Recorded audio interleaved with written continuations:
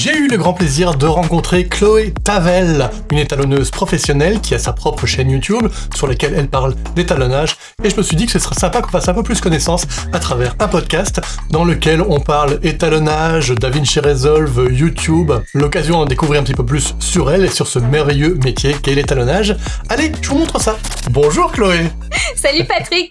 Bon alors on rigole déjà parce qu'en fait on est en train de refaire une nouvelle prise parce qu'on s'est planté dans la première, ou plutôt je me suis planté, ou plutôt ma caméra m'a lâché. Bref, Chloé, tu peux te présenter cette fois-ci en 1 minute 17. Oh, bien sûr, bien sûr.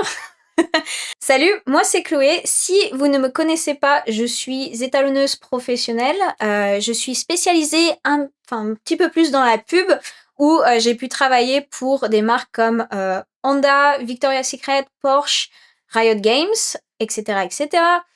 Et partout dans le monde parce que la plupart de mes clients sont en remote. Donc, j'ai des clients qui sont aux États-Unis, des clients en Europe, des clients en Asie et des clients au Moyen-Orient. Sinon, j'ai une chaîne YouTube où vous pouvez me trouver qui est Chloé Tavel étalonneuse où je partage des tutos par rapport à l'étalonnage et c'est de l'étalonnage sur DaVinci Resolve, mais aussi tous mes tips par rapport à l'étalonnage pour vous permettre en fait de vous améliorer en étalonnage et peut-être d'en faire une carrière comme moi je l'ai faite parce que j'ai commencé avec YouTube en autodidacte.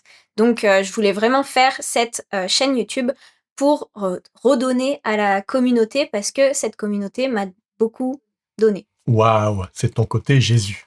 C'est mon côté Jésus, exactement, exactement. Je trouve ça justement intéressant en fait que tu puisses apprendre ce métier grâce à YouTube. Parce que c'est vrai qu'on a tendance à s'imaginer que les métiers du cinéma, il faut avoir fait une école, ça prend du temps, ça prend de l'argent et tout ça. Et tu es la preuve qu'on peut tout à fait apprendre un métier et être entièrement professionnel en ayant appris grâce à YouTube, quoi. Quel a été un petit peu ton parcours et du coup le côté négatif et positif de ça? Moi, j'avais fait une école en management, donc complètement différent. Et j'ai fait un virage à 180, on va dire, quand je me suis dit, ben, je veux faire quelque chose de beaucoup plus créatif. Et je suis tombée amoureuse de l'étalonnage. Et comme à l'époque, je n'avais pas de contact dans l'industrie pour trouver un mentor qui m'apprendrait toutes les ficelles de l'étalonnage, ce que j'ai fait, c'est que je suis allée sur YouTube pour trouver en fait des ressources. Et en fait, ce qui est bien avec YouTube, c'est que on a accès à beaucoup de ressources sur l'étalonnage qui est gratuit.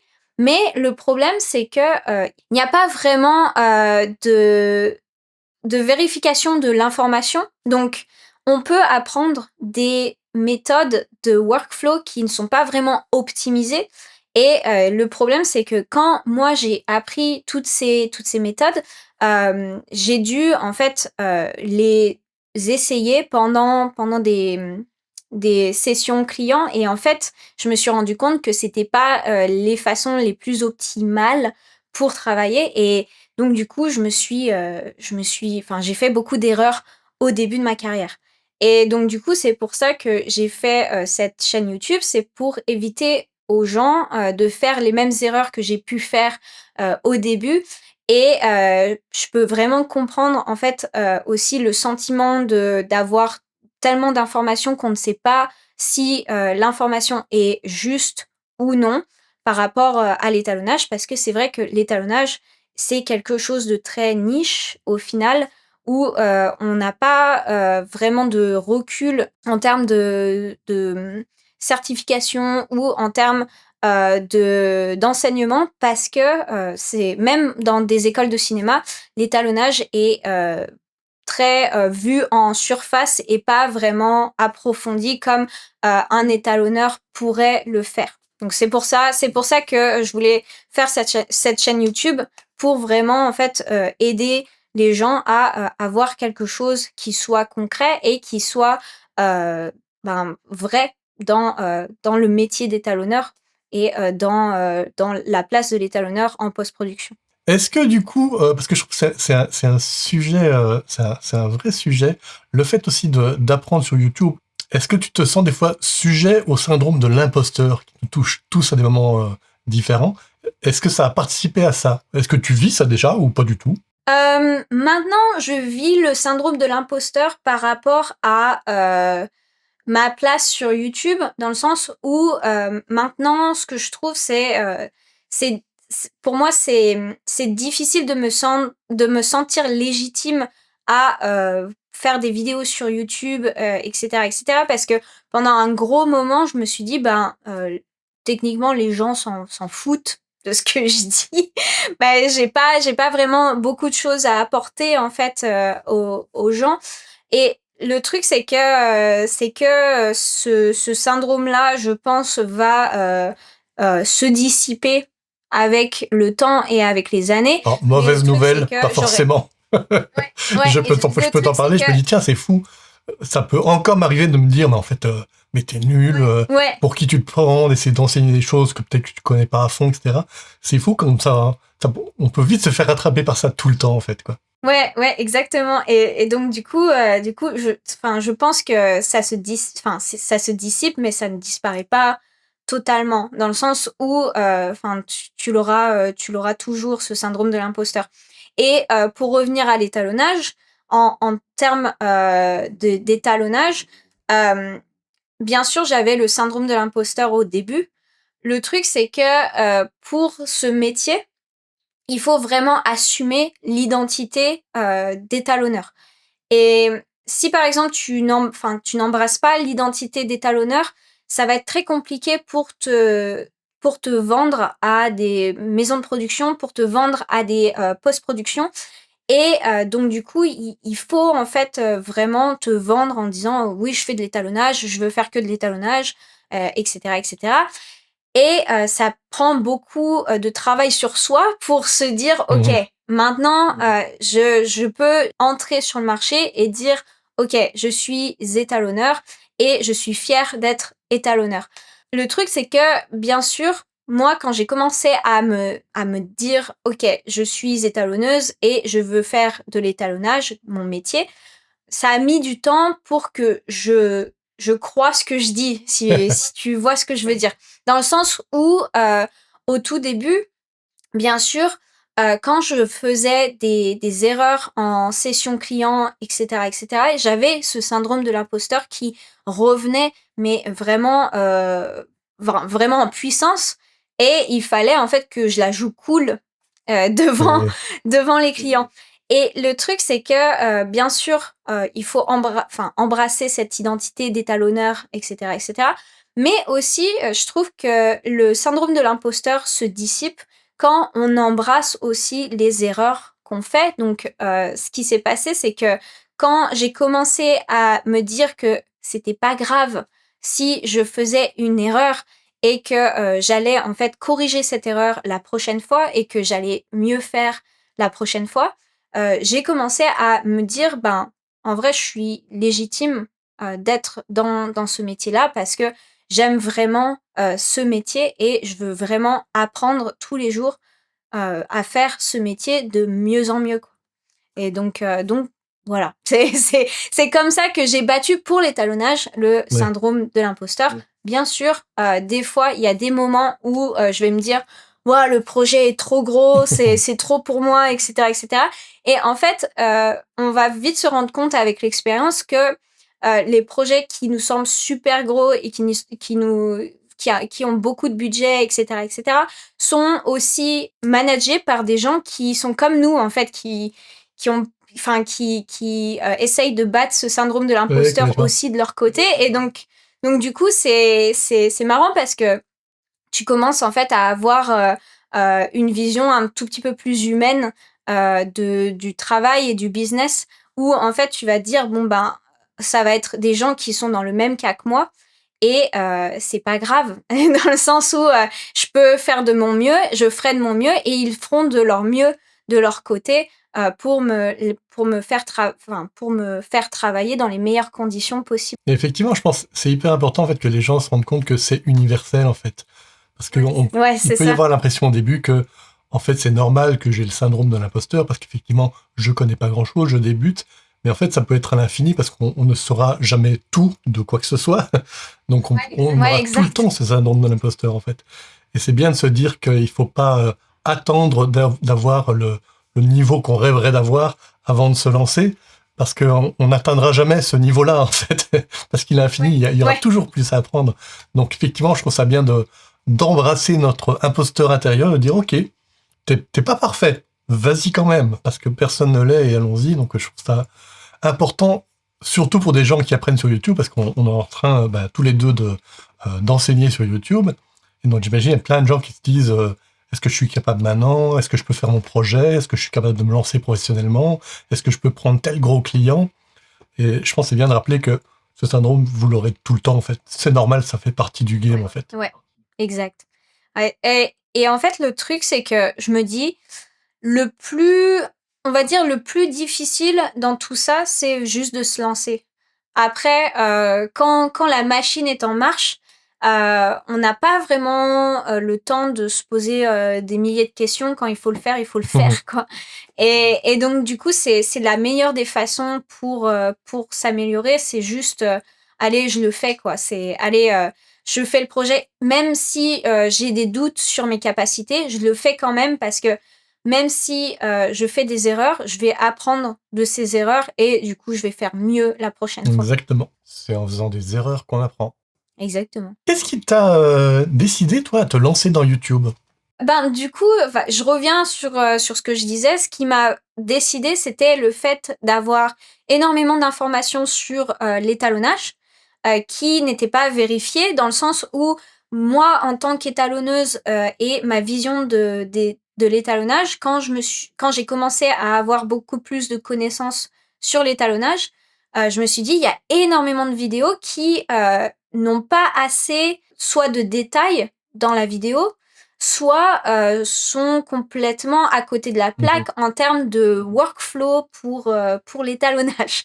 Donc en fait, ces workflows vont être très bien pour des vidéastes qui font tout d'eux-mêmes, parce qu'il n'y aura pas besoin de partager avec d'autres personnes dans la pipeline de la post-production. Mais le truc, c'est que si jamais en fait on bosse sur des plus gros projets où il va falloir qu'on bosse en équipe, l'étalonnage devient un tout petit peu plus pointu et il va falloir en fait connaître plus de techniques et plus de workflow pour être sûr d'avoir le meilleur workflow pour toute la post-production et aider en fait toute la post-production. Parce que le truc, c'est que on n'est pas tout seul dans l'étalonnage. Souvent en fait, on va bosser avec le monteur et les équipes effets spéciaux. Et donc, du coup, il va falloir en fait être le plus accommodante possible. Donc, c'est pour ça que je veux vraiment en fait montrer aux gens que l'étalonnage, c'est beaucoup plus que OK, on ouvre DaVinci, j'ai fait mon petit montage et donc je vais juste mettre peut-être une note de conversion et faire mon étalonnage après cette note de conversion sur la gamma curve du Rec 709.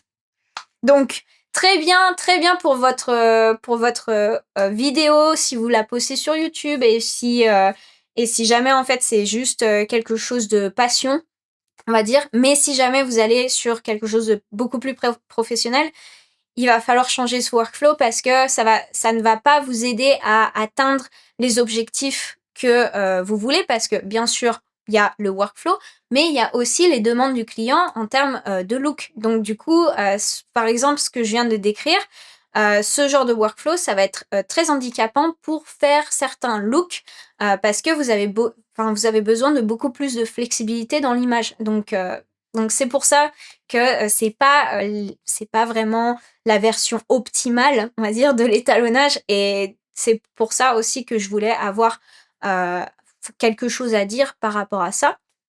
Et quand j'ai créé ma chaîne YouTube, j'ai créé ma chaîne YouTube en anglais d'abord, qui s'appelle Frenchy Color Grading. Et là, en fait, je faisais des tutos YouTube parce que aussi j'avais des clients qui me demandaient des questions par rapport à l'étalonnage, et à chaque fois je répondais les mêmes réponses. Et en fait, je voulais juste du coup leur dire: oh, vous pouvez regarder cette vidéo, j'ai déjà répondu à ça. Quand j'ai fait ma chaîne YouTube en anglais, j'ai eu en fait des Français qui sont venus en commentaire et qui m'ont dit bah c'est dommage que tu parles pas en français parce que bah, on n'a pas énormément de gens qui sont spécialisés dans l'étalonnage sur le YouTube Même français. excessivement peu, en fait. Il y a quasiment que toi, hein. Donc du coup, c'est pour ça que j'ai créé ma chaîne YouTube en français qui est Chloé Tavel étalonneuse. Donc voilà, où je fais que du contenu spécialement en français. C'est vrai on a quand même pas mal de contenu, enfin, pas tant que ça, hein, mais de chaînes francophones sur DaVinci Resolve. Il y en a de plus en plus, en tout cas. Et il y a énormément de chaînes d'étalonnage, spécialisées étalonnage en anglais. Effectivement, côté francophone, il n'y avait pas grand-chose, donc c'était vraiment bienvenu que tu puisses arriver. Comment est-ce que tu qualifierais, et est-ce que tu t'es posé la question, du ton que tu voulais donner à ta chaîne? En quoi est-ce que cette chaîne est toi, et pas la chaîne de Cullen Kelly, de Darren Mostin? C'est quoi qui fait toi? Je voulais que la chaîne soit très accessible pour qui que ce soit, en fait. Parce que je trouvais que même sur les vidéos en anglais, des étalonneurs en anglais, c'était très axé professionnel et un petit peu froid, quoi.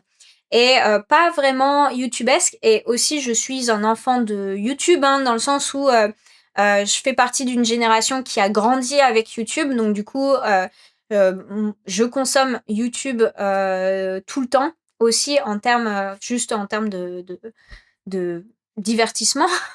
Donc du coup, je voulais en fait avoir quelque chose qui soit un petit peu plus hybride, qui soit professionnel, mais aussi qui soit accessible à des gens qui, par exemple, n'ont jamais étalonné et du coup, qui arrivent sur ma chaîne et qui se disent ah ok, elle est sympa.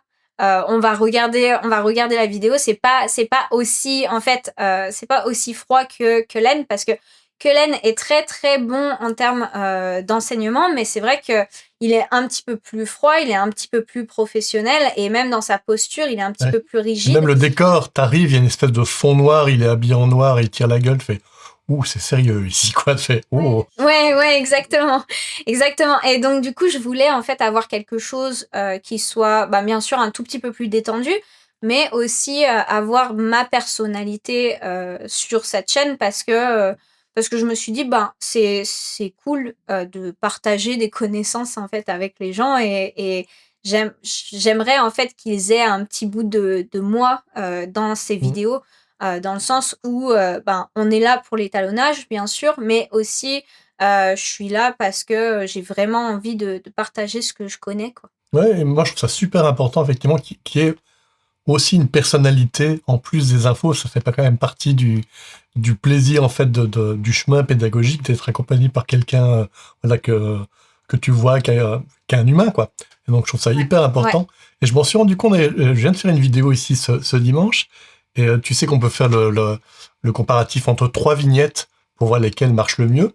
Oui, ouais, exact. J'ai essayé, en fait, pour une fois, de faire une vignette où on voyait pas ma tête, où c'était une photo plus cinématographique, etc., vachement jolie, un décor, etc.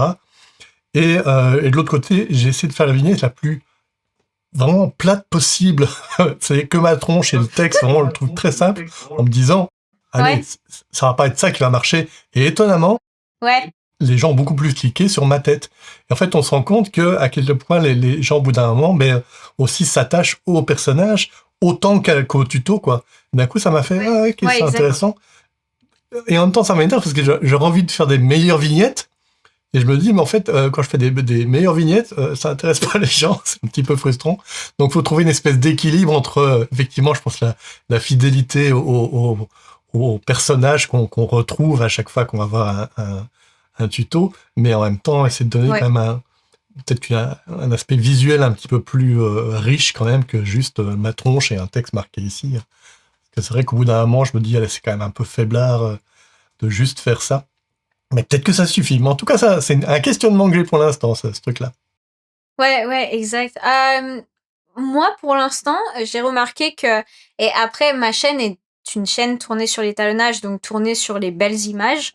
J'ai remarqué qu'en fait, si j'enlève ma tête et je mets les styles sur lesquels je travaille, ça fait beaucoup plus de clics Ok. que si je mets ma tête. D'accord. Mais je pense que en fait c'est vraiment parce que ça rend un autre message dans le sens où enfin les gens qui viennent sur ma chaîne aussi viennent pour avoir leur réponse sur une question en particulier par rapport à l'image et par rapport à l'esthétisme de l'image. Et donc, du coup, c'est pour ça que ça marche aussi bien. Pour cette niche-là, ça a tout à fait du sens, effectivement. Ouais, pour cette niche-là, ouais. J'avais en fait mon partenaire qui me disait « Ah, mais pourquoi tu veux pas juste faire une vidéo sur ton iPhone, ça sera OK et tout ça. » Le truc, c'est que je me suis dit, ben, je suis dans une niche qui est l'étalonnage. Et donc, si jamais, en fait, j'ai pas mon shot, mon plan d'intro qui est travaillé, dans le sens où travailler, c'est juste avoir ma face cam avec une bonne caméra et des lumières qui sont à peu près bien. Ça va être dur en fait pour les gens qui n'ont pas l'habitude de ma chaîne d'aller au-delà de cette intro, quoi. Parce que aussi la chaîne doit être à minima esthétique sur l'image. Ok. Juste parce que ben on vend, c'est pas qu'on vend, c'est parce qu'on parle d'étalonnage. Et donc du coup il faut qu'on soit un petit peu plus aligné sur ce qu'on dit, Oui, quoi. c'est un peu Ouais, une preuve de compétence, en fait. Faut que dans les premières secondes, un on petit voit, peu, OK, ouais. l'image est belle, elle a l'air de savoir de quoi elle parle. Maintenant, écoutons ce qu'elle a à dire. Un petit peu, un petit peu. J'ai pris des petits cours de Ah lumière ouais. pour ça. Parce que si vous voulez, en fait, je fais que de la lumière sur DaVinci Resolve, dans le sens où je vais refaire les lumières pour le chef opérateur sur l'image, mais j'ai jamais mis en place sur un tournage des lumières. Donc du coup, quand j'ai dû apprendre à juste faire une scène, une scène, c'est juste là faire la lumière pour la vidéo YouTube. euh, J'étais là, je fais mais comment ils font? Parce que je ne comprends absolument rien. Je comprends sur une image qui a été travaillée, mais en vrai, je me suis dit mais je la mets où la lumière? Je veux pas juste mettre une Donc, lumière ouais. devant moi, ça suffit pas. Ah non, il faut plusieurs. Ah, OK, d'accord. Ouais. Ouais, oui, Deux métiers différents. ouais, clairement, clairement. Et clairement, la lumière, c'est tellement la chose qui peut le plus sublimer une image. Si t'as Ouais, pas, d'ailleurs, même avant l'étalonnage, si t'as pas eu un bon DP avant, tu pourras pas faire des miracles derrière l'étalonnage, quoi. ouais, C'est clair. exact, exact.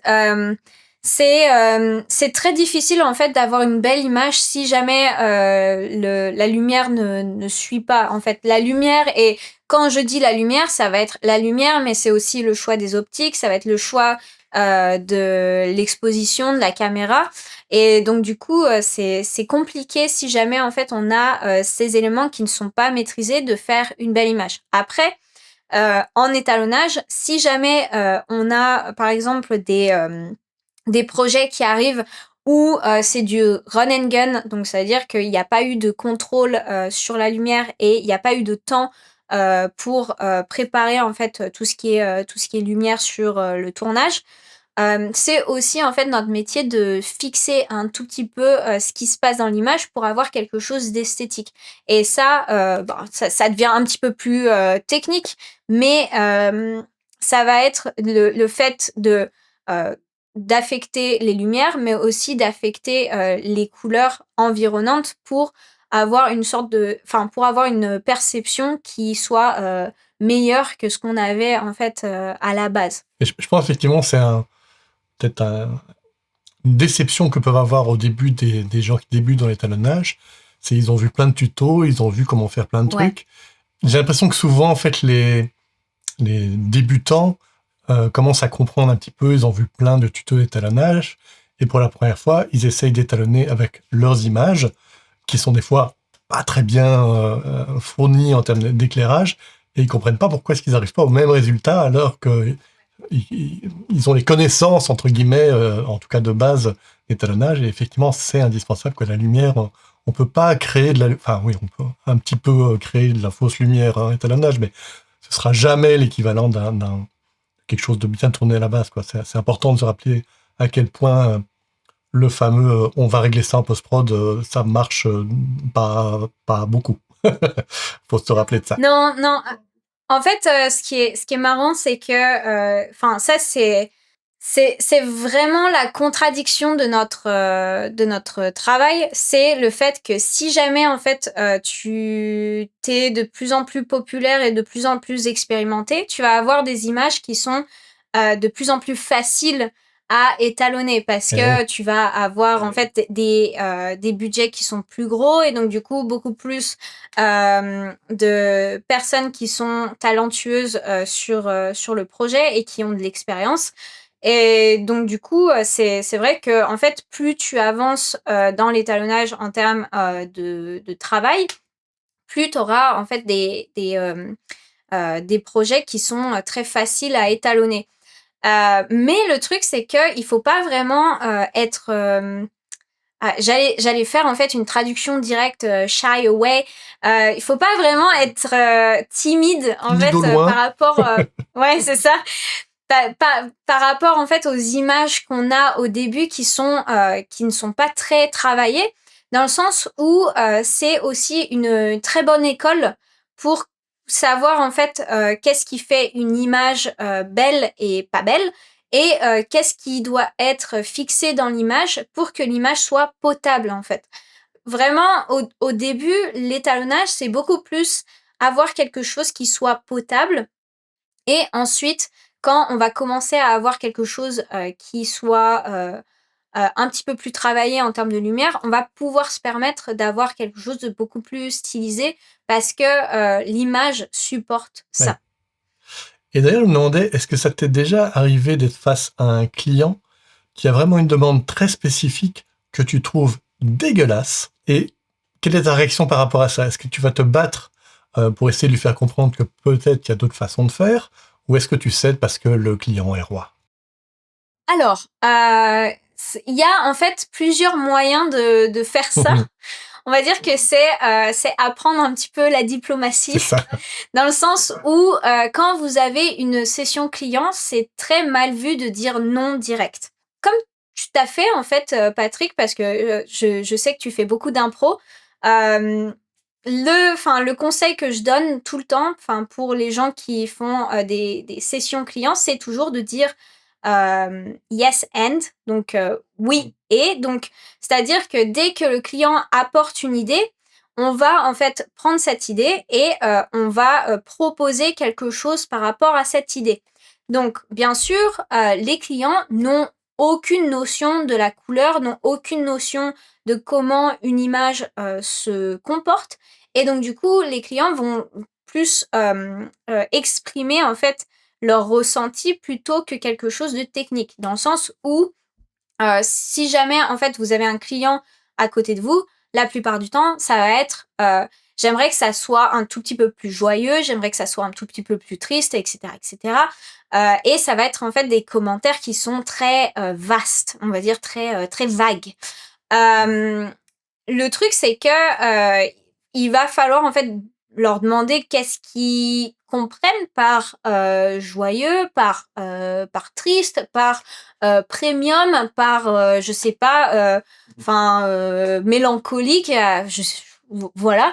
Donc il va falloir en fait leur demander la définition de comment en fait ils ressentent ça et qu'est-ce que dans l'image qu'est-ce qu'ils aimeraient en fait avoir dans l'image pour avoir un tout petit peu plus de contexte et pour avoir un tout petit peu plus d'éléments pour savoir en fait ce qu'ils veulent dire. Est-ce que juste Ouais. justement on va dire des qualificatifs plutôt émotionnels, quand effectivement ceux-là plus tristes, plus joyeux, plus nostalgiques, est-ce que tu n'estimes pas que ça te suffit pour toi justement faire le travail de traduction en image d'une émotion?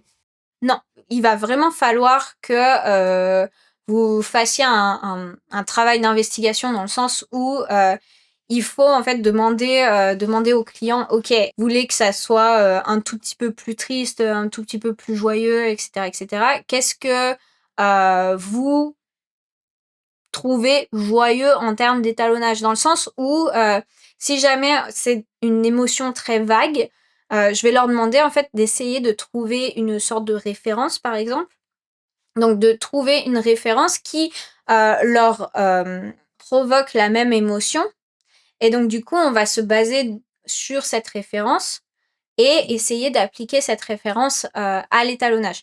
Aussi, par exemple, si jamais ils me sortent une référence et qu'ils me disent ah, je veux l'étalonnage plus joyeux, et que je vois que la référence est beaucoup plus chaude, je vais me dire ah bah c'est parce que en fait on n'a pas assez de chaleur sur Oui. l'image, par exemple. Donc du coup c'est un petit travail d'investigation, parce qu'en fait les clients n'ont pas le vocabulaire que peut avoir un étalonneur pour désigner qu'est-ce qui va et qu'est-ce qui va pas en fait dans l'image. Aussi, il y a des clients en fait qui vont utiliser du vocabulaire d'étalonnage, où ils vont me demander de saturer un tout petit peu plus l'image, ou ils vont me demander de remonter en fait les lumières de l'image pour que ça soit plus lumineux. Mais le truc, c'est que les clients vont juste en fait des fois balancer des mots qui n'ont pas la même définition que ce qu'on peut avoir en termes de définition quand on fait ce métier. Et donc du coup, ça aussi, il va falloir en fait essayer de faire un petit travail d'investigation, dans le sens où, bien sûr, je peux saturer l'image. Je vais pas dire non à saturer l'image parce que tout est trop saturé, etc., etc. Je vais essayer en fait de savoir ce qui se passe dans l'image, ce qu'ils trouvent en fait qui est désaturé dans l'image par rapport à l'image. Exemple très concret, quand mes clients me demandent de saturer l'image, la plupart du temps, en fait, c'est d'augmenter la chaleur de l'image. Parce qu'en fait, quand on augmente les tons chauds, on va avoir quelque chose de un tout petit peu plus saturé en termes de perception de l'œil. Parce que si jamais, en fait, je prends au mot ce que le client me dit, je sature tout, le client va me dire « Ah non, non, non, c'est trop saturé. On revient sur ce qu'on a fait avant. » Donc, il va falloir en fait essayer de trouver ce qui se passe dans leur tête, et c'est un travail en fait d'investigation et de communication. Donc, toujours en fait, si jamais le client a une proposition, toujours dire oui et essayer de voir ce qui se passe. Et jamais en fait dire ok, non, on peut pas faire ça parce que ça va casser l'image, on peut pas faire ça, on peut pas faire ça.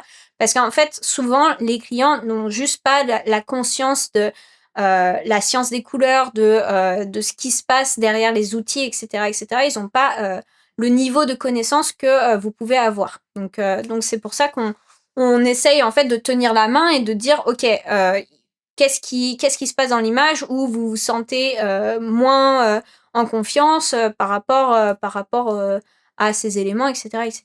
Et ça t'est arrivé quand même que, in fine, malgré cet échange, ce dialogue avec le client, où à la fin, ton étalonnage final, tu te dis, ok, le client est très content, moi pas du tout. Est-ce que c'est arrivé ça? Bien sûr. Le sourire en dit Bien sûr long. que ça arrive. Bien sûr que ça arrive. Après, en fait, comme l'étalonnage, et surtout l'étalonnage en publicité, est un étalonnage qui va être un étalonnage de commande, il vaut mieux en fait que le client soit content, parce qu'autrement enfin, en termes de date et en termes de projet, ça va vraiment affecter ensuite les équipes online. Donc, ça veut dire les équipes qui font du compositing, qui font des effets spéciaux, qui font aussi le conforming pour les livrables. Et donc, du coup, on veut éviter en fait d'affecter ces équipes derrière, parce que ils ont des deadlines en fait pour livrer. Donc du coup, le principal objectif, c'est d'avoir le client content de ce qu'il veut, et de passer le projet ensuite aux équipes qui vont livrer. Donc bien sûr, des fois, je suis pas très contente du résultat de l'étalonnage, mais c'est pas grave, parce que en fait, c'est un job. Enfin, au final, c'est pas ma propriété, c'est pas mon art, dans le sens où c'est pas moi qui va faire des décisions par rapport à l'esthétisme de l'image. Donc il y a en fait, il y aura des clients qui vont vous donner une marge de manœuvre qui est très libre, dans le sens où il y aura pas, enfin techniquement, il y aura carte blanche sur votre créativité. Et il y a des clients qui vont être beaucoup plus restreints parce que il faut que ils protègent leur marque. Leur marque a une charte spécifique et il faut rester dans cette charte spécifique. Bien sûr, ça fait pas plaisir, mais bon, si vous êtes payé, ben c'est pas grave parce que au final c'est un job. Donc voilà. Et tu travailles plus souvent avec le client à tes côtés, ou plutôt tu travailles de ton côté, puis après le client te donne son retour? Ça va dépendre, mais j'avoue qu'après le Covid, j'ai de moins en moins de clients qui s'assoient à côté de moi et qui regardent sur mon écran d'étalonnage.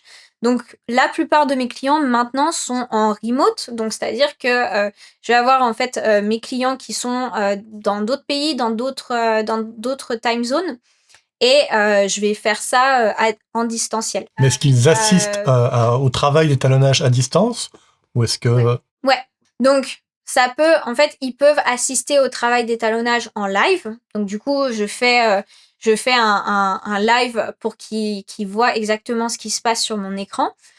Ou je fais en fait une preview et du coup je leur envoie et ensuite ils me font des commentaires en fait sur cette preview. Mais la plupart du temps, les clients veulent assister à ce qui se passe en live et donc du coup, je vais faire ça en live. Une autre question, ça aurait pu être la première question que j'aurais pu te poser d'ailleurs.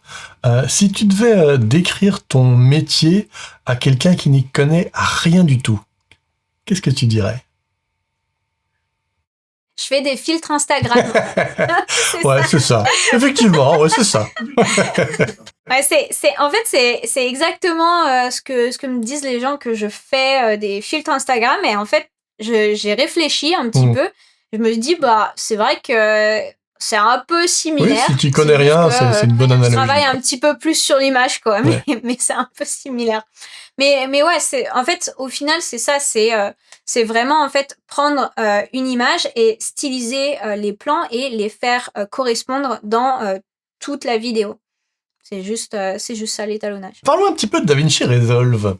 Ouais. Tu as aussi, comme moi je suis en plein là-dedans, testé DaVinci Resolve 21. C'est quoi Ouais. ta nouvelle fonction préférée de DaVinci Resolve 21? Alors, j'ai juste testé DaVinci Resolve 21 pour en parler en vidéo, mais je n'ai pas DaVinci Resolve 21 parce que j'ai encore des projets en cours Ouais. sur DaVinci Resolve 20. Ne faites pas la mise à jour si vous avez des projets Absolument. en cours.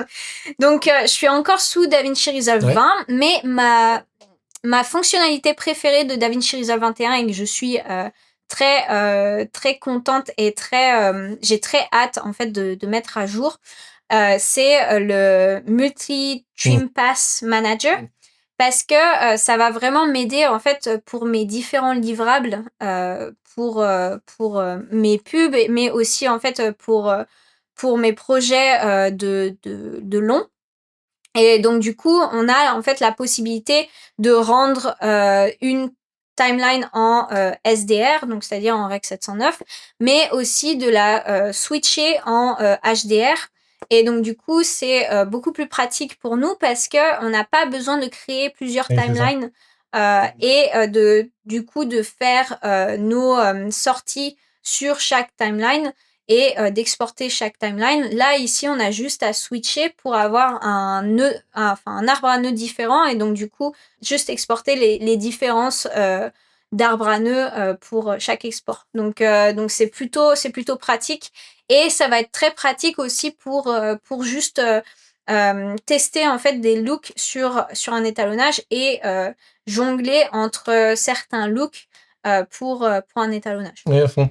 J'ai un peu checké ça, effectivement, ça a l'air très intéressant. Ouais. Même si j'ai moins personnellement d'utilité du HDR. Par contre, ce qui m'a frustré, c'est que j'espérais qu'il serait également possible du coup, d'envisager des livrables différents en termes de vertical, horizontal, à partir de la même timeline. J'aurais rêvé qu'il y ait le Smart Reframe, du coup, au sein de la page color, qu'on puisse, Ah du ouais. coup, refaire son cadrage quand on passe au vertical. Donc, j'espère qu'ils vont intégrer ça, parce qu'effectivement, c'est un super workflow pour changer de format, quoi. Donc oui, c'est quelque chose que je vois peut-être qu'ils vont intégrer parce que en fait, ce que tu dis, ça fait sens, quoi. Et oui, et je trouve que ça marcherait tellement effectivement dans ce multitrim, c'est tout à fait cohérent comme type de workflow. En fait, il n'y a pas de raison que ce soit associé que à la couleur. En fait, c'est plutôt l'idée de Ouais. livrables différents, quel que soit ce qu'on veut changer au sein de ces livrables. Donc voilà, espérons qu'ils nous entendent, comme c'est quand même assez souvent le cas. Espérons qu'ils entendent ça. Ouais. Ah, après, on peut leur envoyer un petit mail, hein. Moi, quand il y a une nouvelle version qui sort, j'inonde les forums. Vraiment, je n'arrête pas de dire « Ah, c'est super, il n'y a pas moyen de rajouter ça aussi ?» Parce qu'on se rend que c'est pendant la période bêta, où ils sont beaucoup sur les forums à écouter les retours. Et on voit souvent que dans les semaines et mois qui suivent, souvent c'est intégré. Donc c'est vraiment...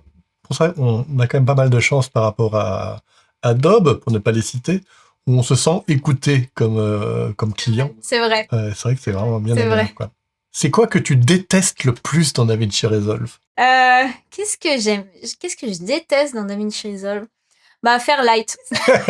C'est juste Fairlight. Fairlight, la page Fairlight. En fait, le problème que j'ai avec Fairlight, c'est juste que j'ai l'impression que la page en général bug. Et du coup que des fois, si je fais en fait du mix audio ou des choses comme ça va des fois, enfin, randomly, je sais pas comment tu dis, mais Aléatoirement. aléatoirement, ça va aléatoirement me supprimer ce que j'ai fait ou alors ne pas faire le playback et ensuite revenir. Ah oui, ah, c'est marrant, j'ai jamais eu de soucis dans cette page-là par rapport à ces bugs-là, en Ouais. tout cas. C'est juste, ouais, mon opinion. Après, c'est quelque chose qui est toujours en fait en constante évolution. Après, j'avoue que Fairlight, ça fait aussi un petit moment que je l'ignore un petit peu, donc ça a sûrement changé. Mais à l'époque, c'était un petit peu buggy, Ouais. quoi. Vous êtes en mauvais termes, t'as eu une mauvaise expérience dans le passé. Ouais, c'est ça, Faut que vous exactement. réconciliez. Mauvais terme. Ok. Oui, exact. Parce que en fait, avant, j'aimais absolument pas DepthMap. Et comme c'était la version 20, ils l'ont mis à jour. La mise à jour est très très bien. Donc du coup, maintenant, j'ai plus rien à dire sur DepthMap. Donc, faudrait que je fasse un petit tour sur Fairlight et que Oui, je donne-lui une reteste. deuxième Parce que chance. là, ce que je dis, c'est un petit peu sorti des années en arrière. Ok. Donc, du coup, peut-être que c'est complètement obsolète ce que je dis. Moi, c'est le cache. Et ça ne change pas d'année en année. Ah ouais, Le le cache cache, me ouais. rend fou, quoi. Ça m'énerve qu'un clip sur lequel il y a un cache, si je déplace le clip, il faut refaire le cache, quoi. Ça, pour moi, ça n'a pas de sens. Il y a plein de trucs comme Ouais, ça où exact. tu coupes un clip dans lequel il y a du cache, et il refait le cache de tout. Enfin, voilà, je trouve que c'est très, très, très énervant. Et ça, il n'y a pas d'évolution depuis des années. Et ça énerve beaucoup de gens. Et je Ouais. trouve ça très dommage parce que ça ralentit tellement, en fait. Quand tu es en plein dans un montage, à chaque fois, on relance le cache, on attend 10 secondes. Et je trouve tout ce qui sort un petit peu de l'état comme ça, de flux de montage ou d'étalonnage ou de compositing ou de quoi que ce soit, tout ce qui nous sort de ça par des moments de juste attente, c'est vraiment des choses à lutter, je trouve, contre. Un peu dans la même idée, c'est quoi que l'évolution dont tu rêverais le plus pour DaVinci Resolve? Ça serait en fait, juste peut-être améliorer le depth map, améliorer le Magic Mask. Mais ils l'ont fait en fait sur DaVinci Resolve 21 avec le Render in Place. Donc vous pouvez faire un mat maintenant pour le Magic Mask, donc c'est super cool. Moi, ce serait ça en fait, c'est juste avoir plus de features pour qu'on fasse des étalonnages encore plus fous. Moi, ce dont je rêverais, en fait, c'est assez curieux, je rêverais que pendant 1 an, ils amènent rien de nouveau, mais ils consacrent 1 an de leur équipe à juste améliorer ce qui existe en termes de comportement. Tu Ouais, des petits trucs à la con, genre, tu quittes la page montage sur lequel, pour l'instant, tu es en mode Ouais, multicam. Tu vas dans Color, tu reviens dans la page Edit, tu plus en multicam, tu dois remettre le ouais, multicam. Ou le fait que la barre de volume sur les clips, elle soit blanche, alors que ton ouais, waveform, il est blanc, et donc au bout d'un moment, on le voit plus. Moi, je rêverais qu'il passe 1 an à corriger tous ces petits trucs-là, en fait. Ça, je trouve que ouais, ce serait un vrai énorme bond en avant, en fait. Mais je pense qu'on c'est vrai. je comprends qu'en termes marketing, c'est plus facile de mettre en avant, regardez, il y a un tel nouveau truc, ou comme c'est bien. Mais je pense que beaucoup de professionnels préféraient qu'on améliore ce qui existe plutôt que de donner encore plus de choses. Exactement. Après, pour les professionnels, surtout en étalonnage, il y a des étalonneurs qui sont un tout petit peu plus vieux, dans le sens où, ça fait longtemps, en fait, qu'ils ont l'habitude de travailler sur DaVinci Resolve et du coup, il y a des, outils qu'ils ne peuvent pas mettre à jour parce qu'en fait, ces étalonneurs-là ne vont pas avoir le même outil pour faire leurs étalonnages et donc du coup, ça va être, compliqué parce que, c'est des étalonneurs, en fait, qui, ont pris l'habitude pendant peut-être, je sais pas, 10 ans d'étalonnage, d'étalonner de la même façon. Et donc, du coup, DaVinci Resolve est aussi limité pour mettre à jour en fait des outils, certains outils.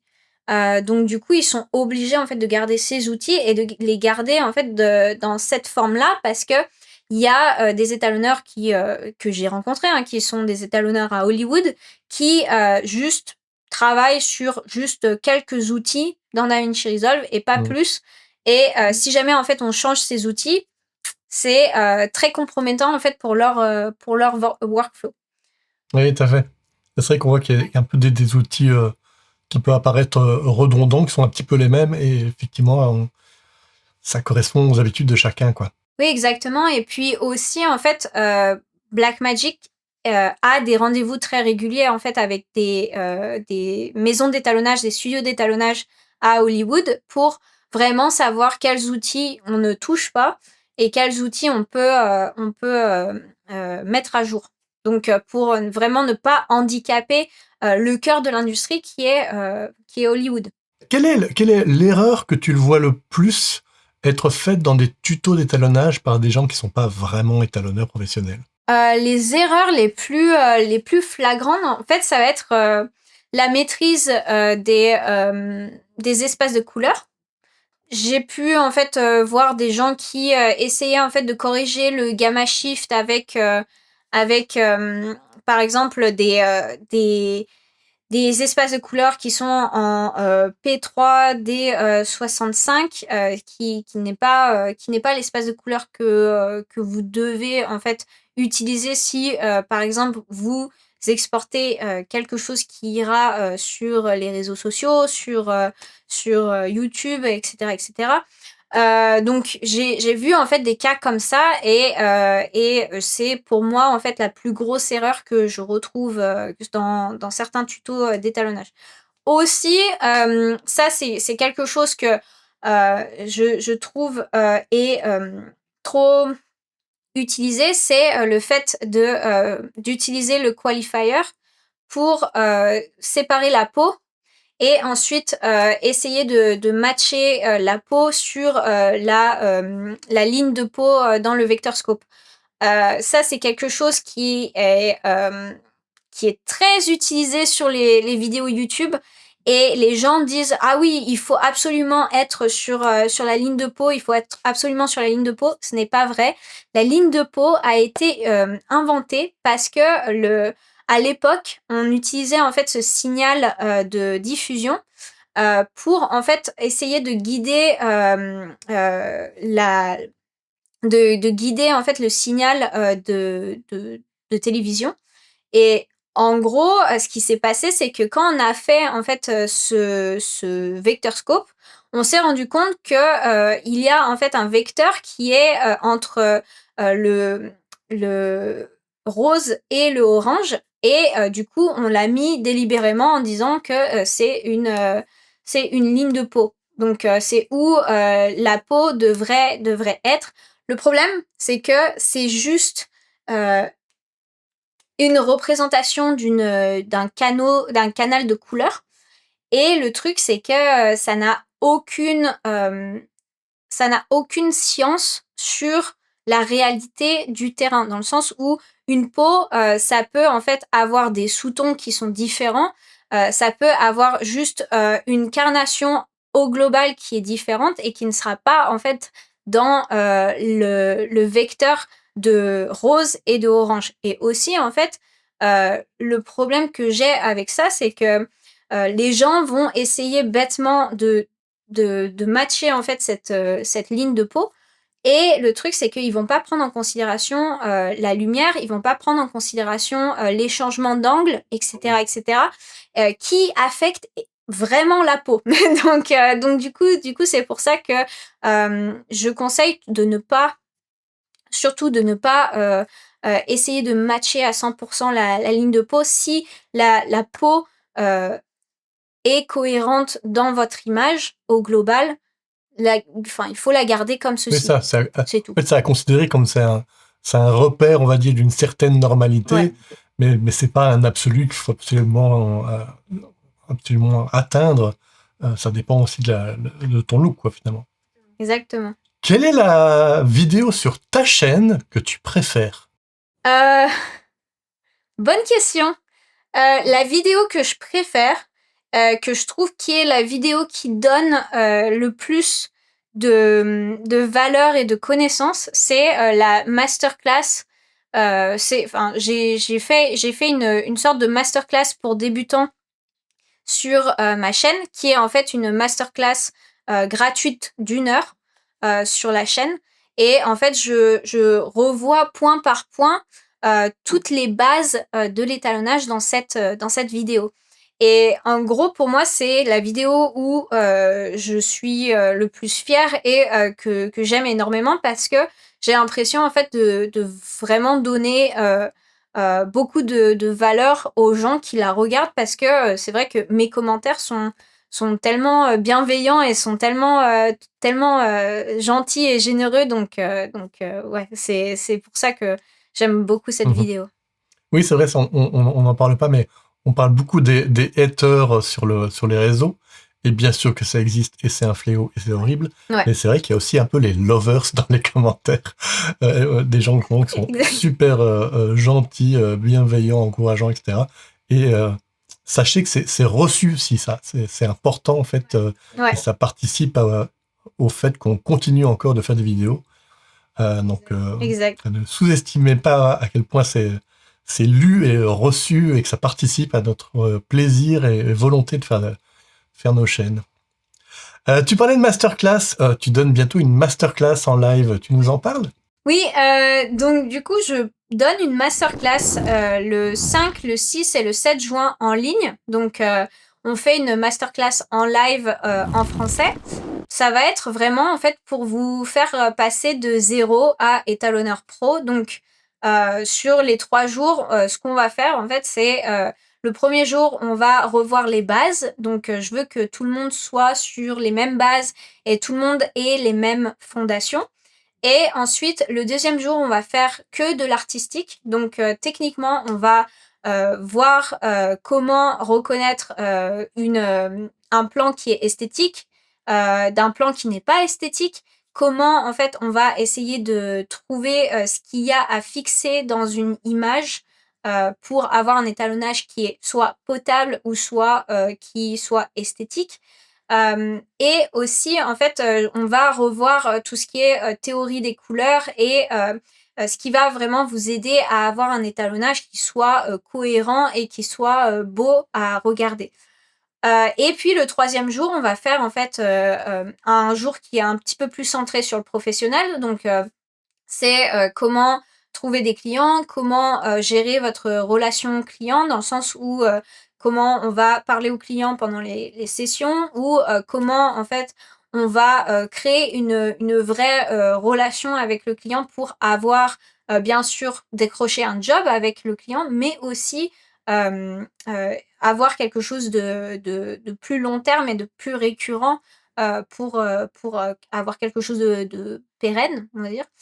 Et aussi, ce dernier jour-là, dans l'après-midi, on fera quelque chose qui est moi j'ai très hâte de faire, c'est que je vais vous étalonner un projet de A à Z, et je vais vous décrire tout ce qui se passe en fait dans mon cerveau et toutes mes décisions. Et donc du coup, je le fais en live parce que je veux que les gens puissent me poser des questions pendant le live, et je vais répondre en fait aux questions pendant ce live. Donc ça va être un petit peu plus interactif, et ça va vraiment m'aider à savoir à répondre à vos problèmes, et aussi à des fois ajuster en fait ce que je dis pour que j'améliore votre compréhension du sujet, mais aussi que j'explore en fait d'autres choses que par exemple j'avais pas pensé si on a le temps. Donc voilà, vous savez ce qu'il vous reste à faire si vous voulez apprendre l'étalonnage. Cette masterclass rappelle les dates? C'est le 5, le 6 et le 7 5, 6, juin. 7 juin. Vous retrouverez les infos en description, le lien pour vous inscrire, j'allais dire vous abonner, vous inscrire, et même vous pouvez utiliser également le code en description pour avoir une petite réduction là-dessus. Merci beaucoup, Chloé. Bah écoute, merci de m'avoir invité, Patrick, c'est super Avec cool. plaisir. C'était un plaisir. Merci beaucoup. Et au revoir tout le monde.